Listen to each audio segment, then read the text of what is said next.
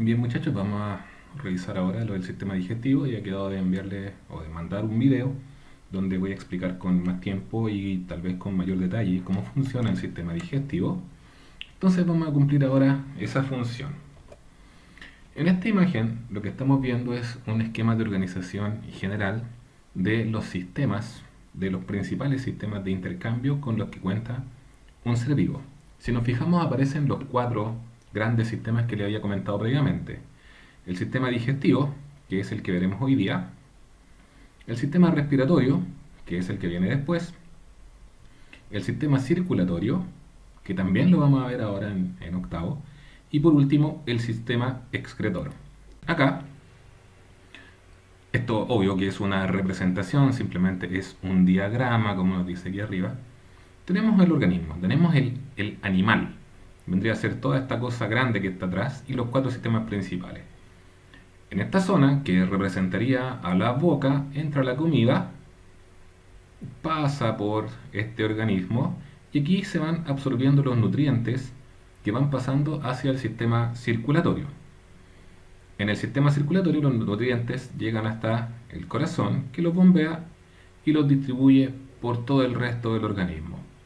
Y aquellas sustancias que no fueron absorbidas simplemente se eliminan por el ano y ahí se va la materia fecal.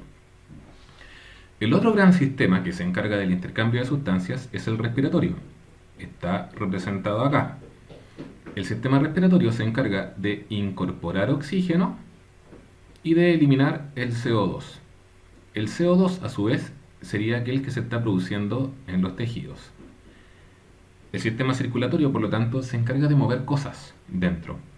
Y faltaría el último gran sistema, que es el sistema excretor. Está representado acá. Fíjense cómo desde la sangre pasan sustancias a esta flechita, a este tubo que está acá. En nuestro organismo, este tubo estaría representado por los riñones. Los riñones están hechos de millones de túbulos chiquititos, son como mini embudos.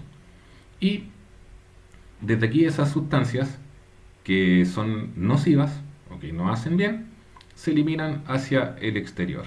Desde acá entonces se eliminan al exterior. Y acá nos dice que son los productos y desechos metabólicos. Por ejemplo, los desechos nitrogenados.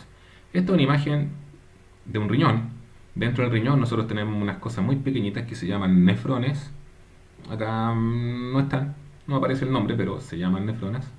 Y esas nos ayudan a eliminar los desechos. Entonces nosotros vamos a ver todo esto durante este semestre probablemente. Y hoy nos centraremos en el sistema digestivo. Habíamos hablado de algunas generalidades y habíamos visto este esquema, entonces recordando, el sistema digestivo es un proceso, el proceso digestivo, que es fundamental para el intercambio de sustancias y es fundamental para poder absorber nutrientes que no pasarían por su elevado tamaño. Entonces recordemos que tenemos que ir haciéndolos cada vez más pequeños. Y se extraen estos componentes universales de los alimentos, el ejemplo de los Legos dentro de este monito, para formar otras sustancias que yo quiera formar. Esta imagen que tengo acá no estaba en las diapositivas iniciales, pero es bastante parecida. Acá nos dice cómo ocurre el proceso digestivo.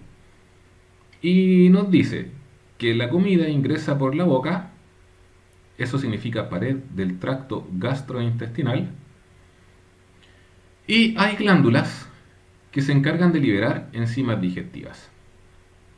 En el esquema anterior, eso estaba representado por esas flechitas rojas. Acá se está representando por estas enzimas digestivas que son liberadas mediante la secreción. Esas enzimas digestivas, más la acción de masticación y los movimientos, por eso está ondulado acá, más los movimientos que hace el tubo digestivo, van haciendo que estos alimentos se vayan transformando en partículas cada vez más pequeñas. Por una parte se mezclan los alimentos con las enzimas digestivas y al actuar esta gran partícula de comida con las enzimas digestivas se forman pequeñas moléculas de comida. Y esas pequeñas moléculas son las que después, en la absorción, pasan hacia la sangre o hacia los vasos linfáticos para ser distribuidos. ¿Qué pasó con lo que no se absorbió? Se transforman en fecas y son expulsadas por el ano. Es decir, esta imagen y esa que ustedes ya tenían son bastante similares. Y acá otra que es la misma cosa, nuevamente son esquemáticos. Acá nos dice la ingestión y nos dice el rompimiento mecánico, la masticación en la boca por los movimientos estomacales y la segmentación que ocurre en el intestino delgado gracias a las enzimas digestivas. Entonces acá va el alimento avanzando y acá va ocurriendo la digestión. Se van entregando partículas, enzimas que hacen que el alimento sea cada vez más pequeño, de modo que llega un momento en donde son tan pequeñas las partículas que sí pueden pasar hacia los vasos sanguíneos o hacia los vasos linfáticos en el proceso llamado absorción. Y lo que queda en el intestino grueso se transforma en fecas que son eliminadas. Es importante destacar que en el intestino grueso se absorbe principalmente agua. O sea, son tres imágenes muy similares del mismo proceso. La función digestiva ya habíamos mencionado que son 4 procesos: ingestión, digestión, absorción y egestión.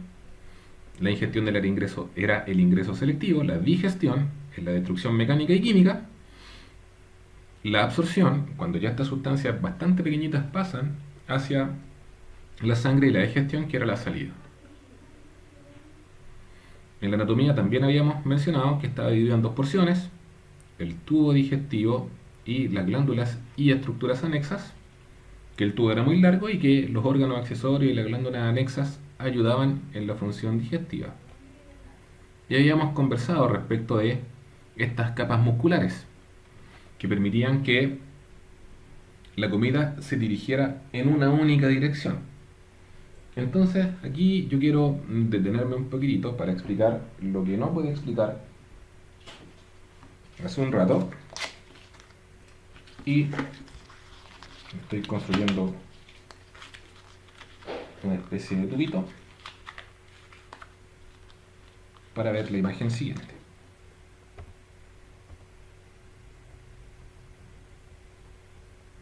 Acá, la movilidad del tracto digestivo.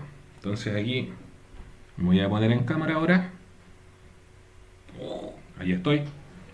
Y la idea es explicar esto. Yo les decía que hay un tipo de músculos que son circulares y que van presionando de esta manera. Y hay otro grupo de músculos que son fibras longitudinales que van presionando de esta manera. Por lo tanto, si tú quieres establecer el flujo unidireccional de comida, vas a tener por una parte que empujarla y por otra parte contenerla para que no se vaya devolviendo. Entonces los músculos circulares van haciendo esto y los longitudinales van empujando hacia abajo, como aparece en la imagen. Acá, y aquí me voy. Los músculos longitudinales van empujando la comida y los músculos circulares van permitiendo que se creen estas lagunas, que además permiten que la comida se vaya mezclando de a poco. Fíjense, acá es clarito, acá es oscuro, queda la mitad clara arriba, la mitad clara abajo, la mitad oscura arriba, la mitad oscura abajo. Por lo tanto, en el siguiente ciclo de contracción ya se va a continuar mezclando el bolo alimenticio, y eso es importante porque se mezcla con las enzimas digestivas y se mezcla también con los jugos gástricos y con los jugos digestivos. Por lo tanto, se va consiguiendo llenar o saturar este bolo alimenticio con enzimas, y eso permite que se digieran. Y ahí viene la pregunta: ¿qué son las enzimas? Lo preguntaron los 2 grupos dentro de la clase online que tuvimos. Y yo les decía que las enzimas son pequeños trabajadores. Las enzimas están presentes en todo. En cualquier proceso biológico vamos a encontrar enzimas, en cualquiera. Nos vamos a centrar en las enzimas digestivas. Las enzimas digestivas son las que se encargan de romper químicamente los nutrientes que no son triturados por los dientes y por la lengua. Acá hay un ejemplo de cómo funciona una enzima. Fíjense, acá nos dice que tengo la enzima, que vendría a ser esta cosa grande acá abajo que parece una papa, Y eso que está ahí arriba es un sustrato. Sustrato se le llama a aquella molécula sobre la cual actúa la enzima. Entonces aquí nos dice que es sucrosa. Nosotros hablamos de sacarosa en este caso, el azúcar corriente, el azúcar de mesa, eso es. Y el azúcar de mesa está formada por una molécula que en realidad es la unión de dos moléculas más chiquititas. Esa es la glucosa y esa es la fructosa. Pero ¿qué es lo que pasa? Cuando están estas dos unidas son muy grandes. Por lo tanto, no alcanzaría a absorberse a nivel del tracto digestivo. ¿Qué hay que hacer entonces? Romperla. Y ahí es donde la enzima viene, que es como una especie de herramienta, se une con este sustrato. Fíjense cómo cambia la altura aquí con la altura acá. Y lo que hace es romper a esta molécula que estaba hecha de dos piezas y la separa en sus dos piezas constituyentes. Cada una de esas piezas por separado es más pequeña que esta pieza en su totalidad. Y esas piezas ya por separado sí pueden pasar hacia el interior de la circulación. Y eso pasa con la sucrosa, eso pasa con las proteínas, eso pasa con los lípidos, eso va pasando con todas las sustancias. Acá hay otro ejemplo de funcionamiento enzimático. Claro que en este caso están hablando de una enzima que fabrica cosas. Esta enzima también puede fabricar cosas. Entonces, una vez que yo obtengo los nutrientes de los alimentos, puedo utilizar estas enzimas para fabricar, por ejemplo, mis propias proteínas. Por eso es que es importante considerar que las enzimas son los trabajadores.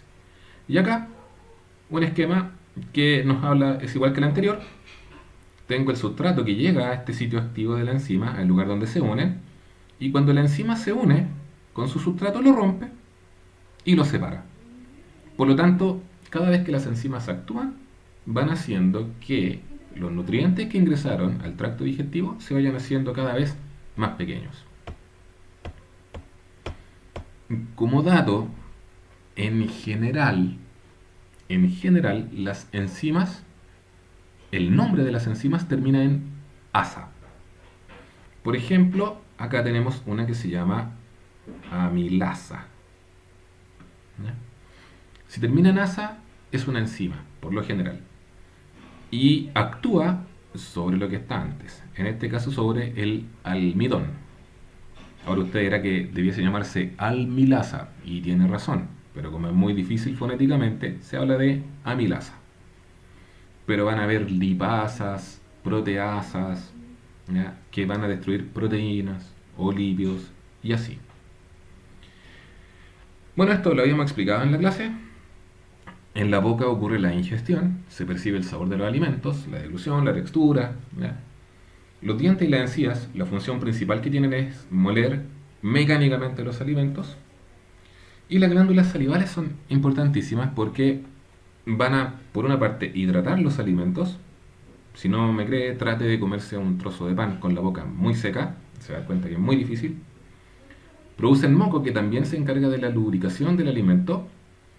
Tienen agentes antimicrobianos, son débiles, ¿ya? Por eso hoy día me decían, para matar al COVID no lo van a conseguir, ¿ya? Pero sí pueden matar algunas bacterias. Y tiene también enzimas digestivas. Y esas enzimas digestivas son las que van, ya lo habíamos visto, rompiendo cada vez más estas sustancias que son relativamente grandes. Y la lengua, que se encarga de movilizar y mezclar los alimentos.